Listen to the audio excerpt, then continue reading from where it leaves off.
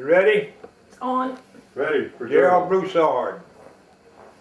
How do you do? You remember that when I first told you about old Shorty? Old Shorty in his little house way back in the woods. Old Shorty could understand English and speak a little bit. Now he wanted to go to New Orleans to meet Captain D.W. Good. He decided to go on a train where people knew him. So he waited by the railroad track, and the first train ran on by him and didn't recognize him and didn't see him. So it was getting dark, so he had to stay in Monroe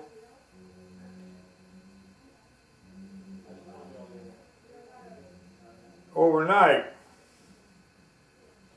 So he decided to look up his little friend Jackie, who was a goblin that lived under Sheridan Roebuck warehouse. So he went to meet this little fellow.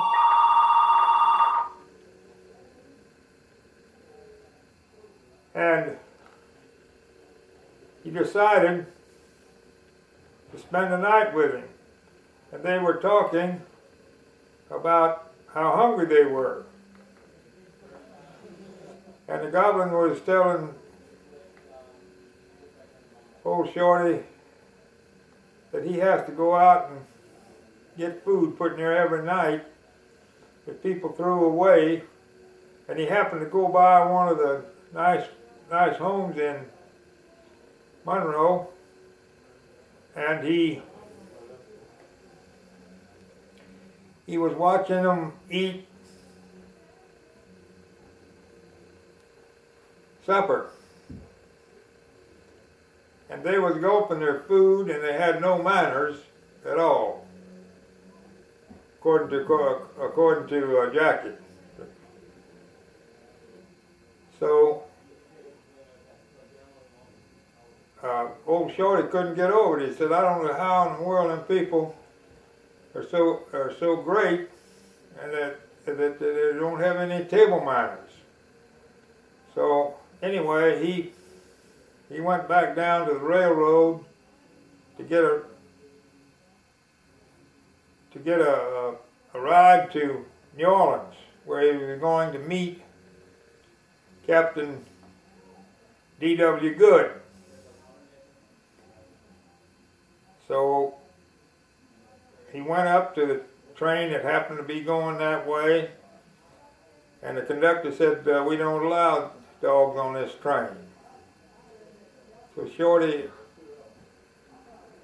just stood there, and finally the brakeman come up there and he said, "What's going on?" He said, "Well, this dog wants to ride to New Orleans, and we don't let dogs on this train." He said, You don't know who this is? This is old Shorty, the dog that is famous, that can talk English." And of course, old Shorty nodded his head, yes. Well, yeah, let him come on. So he got on the train and then rode for several hours to New Orleans. He got on the station there, at the station, and he rode. He took a bus out to the Lake Pontchartrain where the ship was, and he motioned to them to come get him. So they was several sailors there that went and got him, brought him to the ship, and there was several he noticed that the smell was a little too strong, and he got on this boat, and it did smell like fish. So he looked around and seen that there were quite a few mermaids on this boat. Yellow hair and beautiful faces.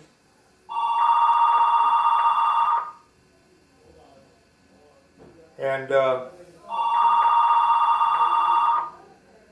Captain Good came out, and he come out of his quarters, and he said, "Old Shorty," he said, "what are we going to do about these mermaids? You can't have them on the boat." And the Wicked Witch was there too, and she come out and she said, right off the bat, "We're going to get rid of these mermaids because they're stinking up the whole place." And they started crying. The mermaids was crying up their yellow hair, and they was really had the tears running down their face. And they said, "We can't leave because the sharks will kill us and eat us. We got to stay on the boat." So they argued about it and so forth, and they decided that to let the mermaids, if they would stay in the back, they could come to this the great forest of long ago. So they went and stayed in the back, and they were very happy not to be eaten by these sharks that were floundering around. So that's the end of that story right there. So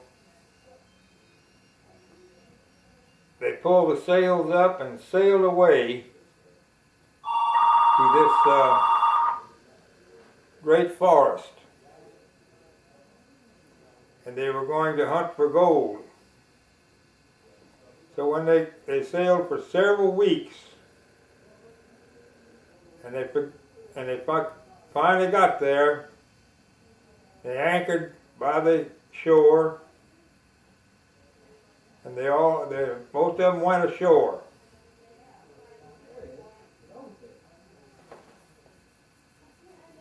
And that's the end of that story. You have to come and get it now, Jerry.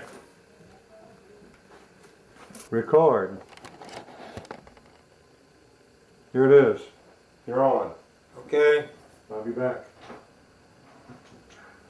Old Shorty was in his house way back in the woods south of Monroe, Louisiana. And it was night, and he happened to look up, and there was his son, Shorty Jr. And they talked around, and they said that there was somebody out there. They could smell them.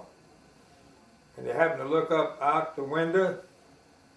There was two great big eyes looking at them.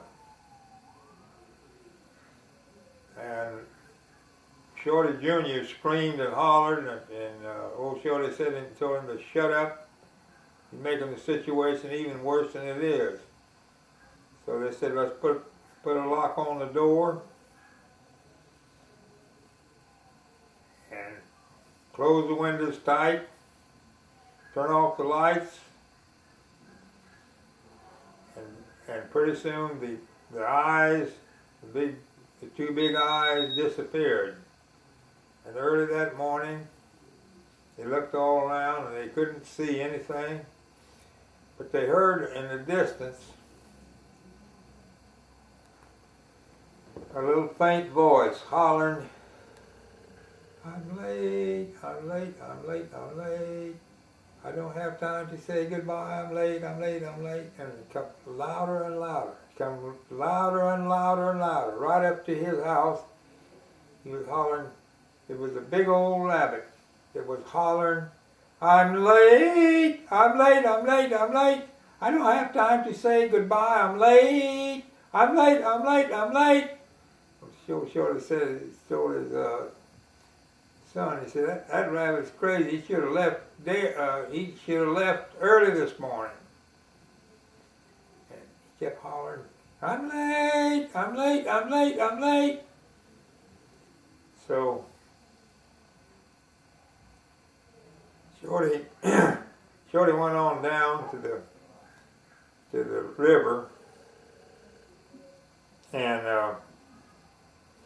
there was some frogs sitting there, and Shorty was going to swim out, him and his son Junior.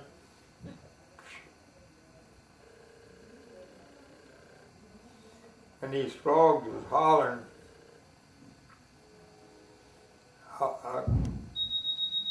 The frogs was hollering at him. It's too deep, it's deep, it's deep, too deep, it's too deep, it's too deep. The other frog hollered, I told you so, I told you so, I told you so. Go back where you come from, you're gonna drown, you'll drown, you'll drown. So Shorty said, well, we better get away from these people, these frogs, because they're gonna cause us to drown sure enough. So they went on back to the little house, and after that they